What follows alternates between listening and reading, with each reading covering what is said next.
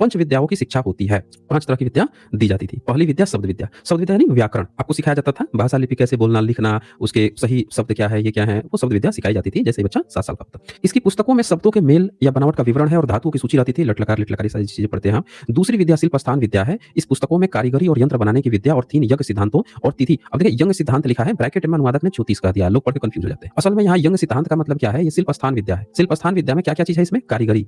आपको कैसे कारीगरी है, कि आपको पता है कि भारत के जितनी भी प्राचीन आपको आज चीजें मिल रही हैं, जो प्रतीक चिन्ह जो भारत का नेशनल प्रतीक है, वो सब किसका दिया हुआ है? सब बुद्धिस्ट का दिया हुआ है। लाइन से आप उठा लीजिए, सब बुद्धिस्ट है। फिर बाद में मुस्लिम्स आए हैं, वो करते हैं। बीच में आप इनसे पता लगाइए कि अरे तुम्हारे हिंदू कोई राजा हो जाता होगा, वो सब क्या दिया है भारत में? इन नील बटे सन्नाटा। तो सीधे-सीधे आपको भारत के बुद्धिस्ट राजाओं के मिलेंगे और उसके बाद सीधे मुस्लिम के मिलेंगे। इनका तथ्य रहेगा तब ना मिलेगा। कभी पढ़ा होगा शिल्प विद्या, कभी कुछ कारीगरी मेहनत वाला कुछ काम किया होगा तब ना। सेना का बात आया था, सेना में भर्ती करने का, तो कूद-कूद कर हम क्षत्रिय हैं, हम क्षत्रिय हैं, हम क्षत्रिय, हम परशुराम की संतान हैं। दादा परशुराम कूद-कूद के गया भर्ती होने के लिए, जब लड़ाई का मौका आया, भरे जंगल में भूखे प्यासे लड़ना पड़ा, हमसे ना हो पाएगा भैया, हमसे ना हो पाएगा। तब अंग्रेजों को समझ में आया, तो खाए पिया गए वो लोग हैं, ये छतरी-छतरी बने घूम रहे थे। ला भैया भर्ती कर, कौन मेहनत का आदमी है, कौन विषम परिस्थितियों में बिना खाए पिए लड़े कैसे-कैसे घंटों-घंटों काम कर सकता है, खोज भाई। तब पता चला ये तो भारत के बहुजन लोग हैं, जो एक्चुअल में सेना के लिए काम कर सकते हैं। भीमा कोरेगांव भैया, भीमा कोरेगांव याद है ना? तो भीमा कोरेगांव में जीते थे लोग। विषम से विषम परिस्थितियों में जो फिजिकल कंडीशंस जो होती हैं, इन कंडीशंस में भी रह के काम करने वाले ही तो कठिन परिस्थितियों में जी सकते हैं। जो खा पी के गया है वो लड़ाई करेगा। खाली बैठ के मुंह गपोड़ने से छतरी हैं, ये हैं, वो हैं, ब्राह्मण है, हो जाएगा? नहीं होगा ना। तब जाके ये पता चला। अच्छा खैर, यहाँ पे हम आते हैं, तो ये यहाँ पे कारीगरी, फिर यंत्र बनाने की विद्या, ये जितने भी तरह के जो इंस्ट्रूमेंट्स थे, ये सारे कौन बनाते थे? सब बुद्धिस्ट विश्वविद्यालय में। यंग सिद्धांत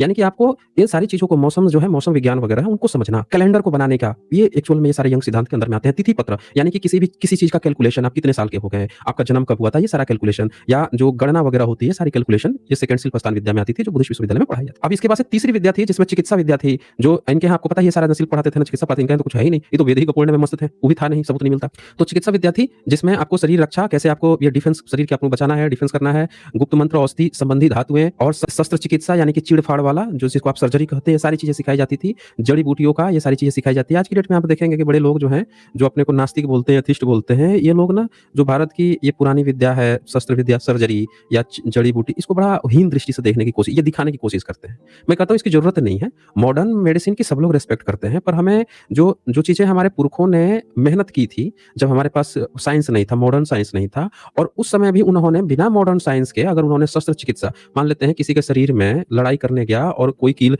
कुछ घुस ही गया भीतर, टूट गया। अब आपको जब पता है शरीर के भीतर के सारे ऑर्गन्स पता है, चीड़-फाड़ कर सकते हो, इलाज कर सकते हो, तभी तो करोगे ना। तो उन्होंने जो भी उस समय उपलब्धि हासिल की थी, उसको हीन दृष्टि से नीचा दिखाने की जरूरत नहीं है। हम उसको ये कह सकते हैं, प्रमोट कीजिए मॉडर्न मेडिसिन का, नो डाउट, लेकिन उसको हीन दृष्टि दिखाने की इतनी ज्यादा आवश्यकता नहीं है। हाँ, जो अगर कोई फेक क्लेम कर रहा है, जैसे कुछ लोग क्या कर रहे हैं, पैरासिटामोल होता है ना कोई दवा फीवर का, वो डाल दे रहे हैं और प्रचार कर, लब या आयुर्वेद बना दिया हमने, फर्जी क्लेम, उनको आप फाड़ दो, चीड़ दो।